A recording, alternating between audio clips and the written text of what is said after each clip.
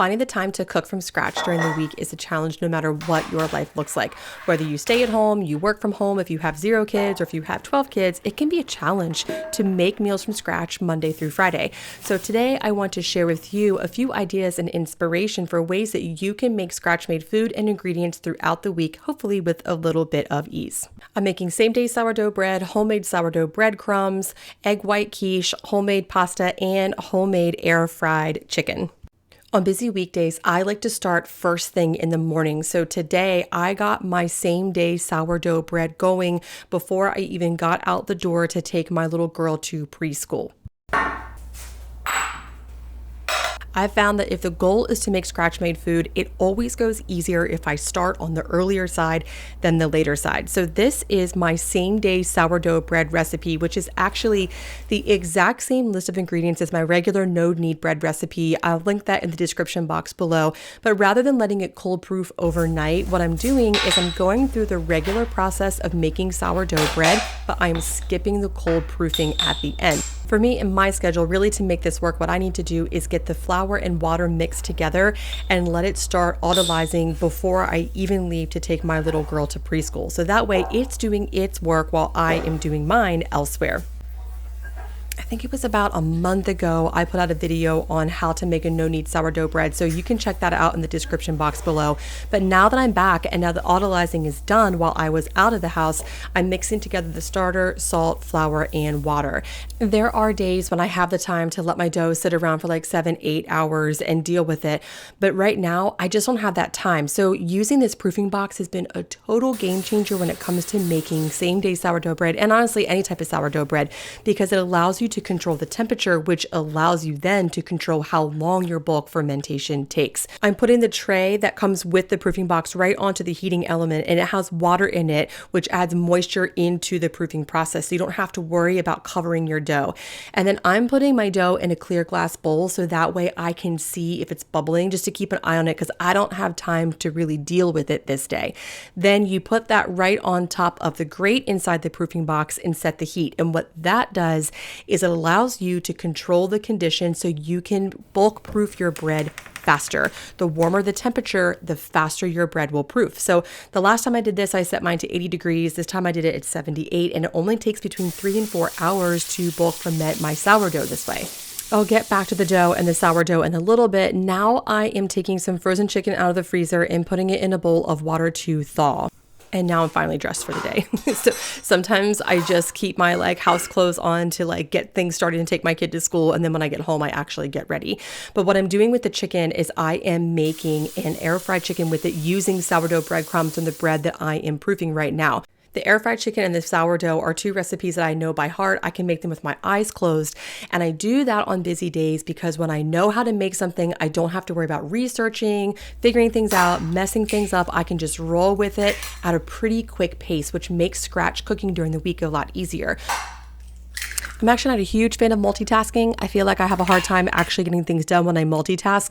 But when I am making sourdough bread, I have to multitask. So I'm going to be making egg noodles in just a minute, but my first stretch and fold time is here. So you can see here, I want to take a minute just to look at these stretch and folds. The dough is nice and stretchy. And when you do the stretch and folds, you stretch it up and fold it over as many times as you need to until you start to feel a little bit of resistance from the dough. There are other ways to do stretch and folds. I prefer this way because 1, I like the drama. It's nice and high and it's fun and it stretches and it's satisfying. But also because you're doing this until you feel resistance from the dough, you're getting feedback and that tells you when you're done the stretch and fold process. So it takes the guesswork out of it. So if you know what it's supposed to feel like, you know what it's supposed to do, you don't even have to think about it. You can just get back to what you were doing before, which today is making some homemade egg noodles. Making homemade noodles is very simple. It's very easy. It does take a little bit of time. So this would be something to do maybe in the evenings. I often make egg noodles like this after my child has gone to bed or while she's in preschool. And when I do this, I also make a lot at one time. So I only have to make noodles every once in a while. This recipe is 2 cups of all-purpose flour, 2 whole eggs, 6 egg yolks, and 2 tablespoons of olive oil. If you're making a small batch, you could totally mix this by hand and knead it by hand. But if you're doubling or tripling up, I would use a mixer just to make it a little bit easier. Once the pasta dough is combined, wrap it in plastic, and then you can let it sit on the countertop for about 30 minutes to 2 hours. I let this one sit out for an hour.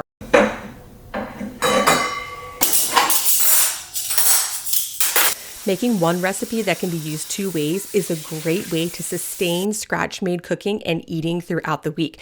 So the pasta recipe requires 6 egg yolks, which means I have 6 egg whites I need to use. On the days that I double or triple this up, I actually have like 12 or 18. So what I like to do with that then is make egg white quiche. So for an egg white quiche, I just take whatever egg whites I have left over from making pasta, whatever vegetables I have in the fridge, mix it together with some milk and bake it until it is ready. Oh, and I like to add cheese in it too. So that way, I mean, not that cracking eggs is like hard work, but instead of having to crack a bunch of eggs for pasta and crack a bunch of eggs for a quiche, I cracked one amount of eggs and now I'm using them in 2 different ways. What I do with my egg white quiche when it's done is I like to slice it up and freeze it. This is actually egg white quiche that I made from the last batch of pasta that I made maybe like a month or so ago. For pasta, if you want something like spaghetti or linguine, you will need a pasta roller. I use the KitchenAid stand mixer attachment for mine, but this is actually really fun and it's really meditative and it makes a fun date night for you and a significant other. Often my husband and I will pour a glass of wine and then we'll roll and cut pasta together in the evenings, and it's actually really fun. I plan on putting out a tutorial for how to make homemade pasta soon, so with more detailed instructions.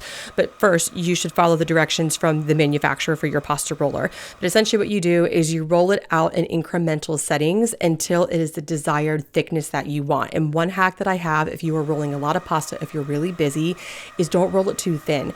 Because the thinner it is, the longer it takes. You have to keep changing the setting and rolling and rolling and rolling to do that. So I like to roll mine up to about a size 4 on the KitchenAid attachment, which is a little bit thicker, but honestly, I think thick pasta like that tastes really good.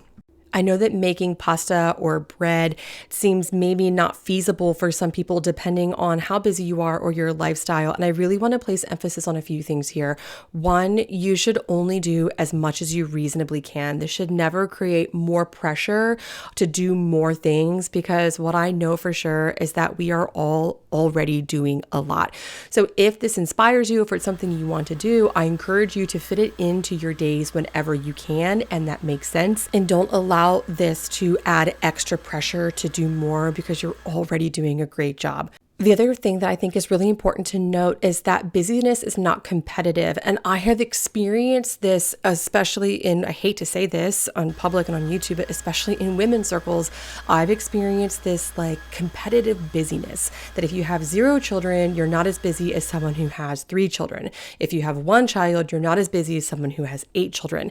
And I just don't think that's true. Some of the busiest times of my life were before I was married and before I had a child. I was in graduate school. I was working on my career as an English instructor at a university. I was still dancing regularly. I was performing in ballet and modern and doing productions all the time. And I was swamped with stuff to do. So I just don't want anyone watching this to think like I'm not busy enough or I'm already too busy. I just want you to know that I see you and I think you're doing a great job.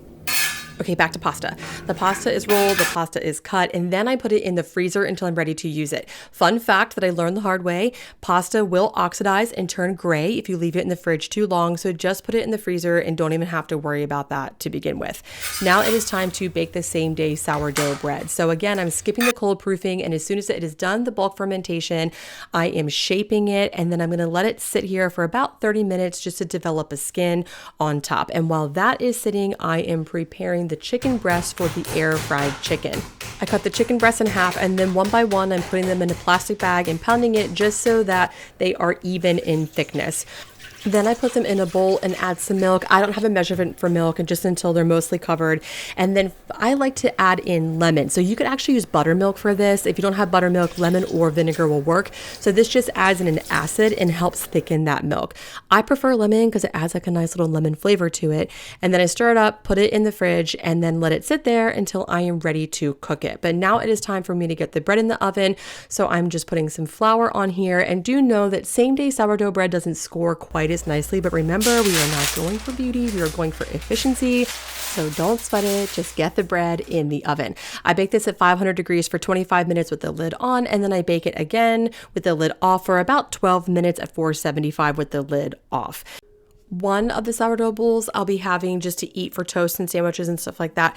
The other one I will be toasting and making into breadcrumbs for fried chicken. So I am making 2 loaves of sourdough bread from this recipe, which again is a really nice way to have scratch made food around. If you're already making sourdough, it's just as easy to make 1 loaf of sourdough as it is to make 2 or 3. So you might as well go ahead and make a couple. Just slice them and throw them in the freezer for whenever you're ready to eat them. The same day sourdough turned out beautifully. You should know that same day sourdough doesn't quite have the sour flavor as more like traditional or regular sourdough bread because the cold proofing is really where it develops that flavor.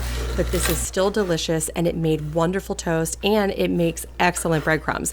So for breadcrumbs, what I'm doing is I'm just cubing these and then I'm putting them in the oven.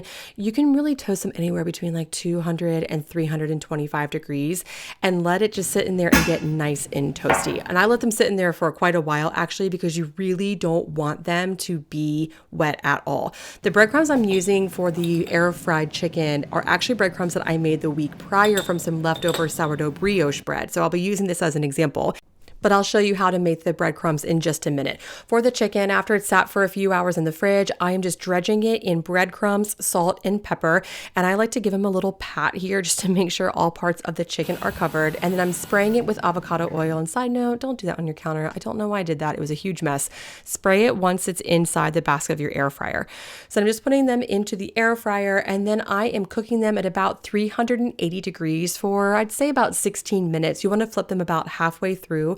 And when you flip them, make sure to spray the other side. And these are awesome. They are so delicious and they're really good with sourdough breadcrumbs because it adds some depth of flavor. Then what I'm also doing while the second batch of chicken is cooking is I'm finally making my pasta. So I'm taking it out of the freezer, just putting it into some salted boiling water. And then I actually just used a little bit of jarred tomato sauce because that's what I had. And we had delicious homemade air fried chicken with scratch made breadcrumbs, homemade noodles, all on a Wednesday night. Once the bread cubes are completely toasted, dry, and cool, you can put them in a blender or you can throw them in a food processor and just blend them up until they are fine, just like any store-bought breadcrumb. These can store for about 3 months in your pantry or even longer if you put them in the freezer. So you can have scratch-made ingredients right in your pantry at your disposal whenever you want. That's it for this busy Wednesday at home. I hope this gives you some inspiration. And thank you so much for tuning into Moon and Magnolia's YouTube channel where we elevate the everyday from scratch and at home. And I'll see you again next time.